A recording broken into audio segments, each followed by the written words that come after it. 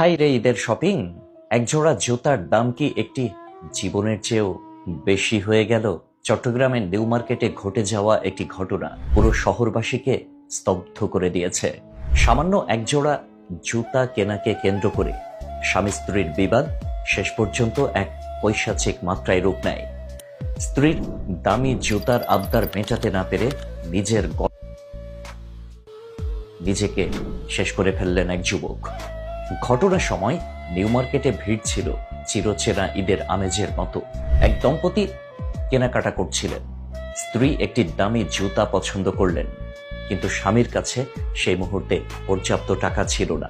স্বামী অনুরোধ করেছিলেন পরে কিনে দেওয়ার জন্য, কিন্তু স্ত্রী তা মেনে নিতে নারাজ। প্রত্যক্ষদর্শীদের মতে সবার সামনে স্ত্রীকে শান্ত করার চেষ্টা করেও ব্যর্থ হন তিনি। উল্টো জনসম্মুখে তাকে আর্থিক সামর্থ্য নিয়ে তীব্র অপমানজনক কথা শুনতে হয়। এই চরম অপমান আর মানসিক যন্ত্রণা সইতে না পেরে পাশের এক ফল বিক্রেতার দোকান থেকে ছুরি নিয়ে যা করার তাই করে ফেলল সেই যুবক।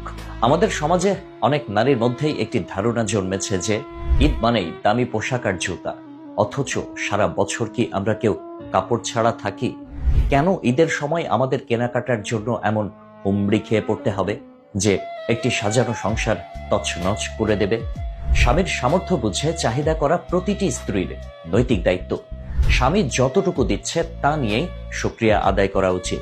কিন্তু যখন সামর্থ্যের বাইরে গিয়ে চাপ দেওয়া হয় এবং আর্থিক বিষয় নিয়ে খোঁটা দেওয়া হয়, তখন একজন পুরুষের আত্মসম্মানে চরম মাত্রায় আঘাত লাগে। সমাজ মনে করে পুরুষরা অনেক শক্ত, কিন্তু বাস্তবে আর্থিক অপমান বা লাঞ্ছনা তারা সহ্য করতে পারে না।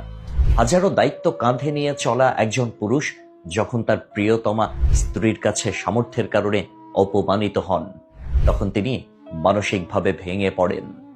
এই আবেগপ্রবণ মুহূর্তগুলোতেই অনেকে আত্মঘাতী সিদ্ধান্ত নিয়ে নেন। মনে রাখা প্রয়োজন, অর্থ ফুরিয়ে গেলে আবারও উপার্জিত হয়, কিন্তু একটি জীবন চলে গেলে তা আর ফিরে আসে না। ওহে নারী, আপনি প্রয়োজনে চলে যান, তবুও কোনো পুরুষকে আর্থিক খোঁটা বা সবার সামনে অপদস্থ করবেন না। এই অপমান পুরুষদের আয়ু কমিয়ে দেয়। আমাদের দেশের মানুষের মতো ঈদের কেনাকাটা নিয়ে এমন হুলস্থুল বোধহয় অন্য কোনো দেশে দেখা যায় না। ঈদের আনন্দ তো ভাগাভাগি করার জন্য, দেখানোর জন্য নয়। অথচ একজোড়া জুতার জন্য আজ একটি জীবন বিপন্ন। আমাদের ধৈর্য আর হেদায়েত আজ কোথায়? সামান্য জুতার চেয়ে একটি মানুষের জীবনের দাম কি অনেক কম? চট্টগ্রামের এই গা শিউরে ওঠা ঘটনা আমাদের সমাজের জন্য একটি বড়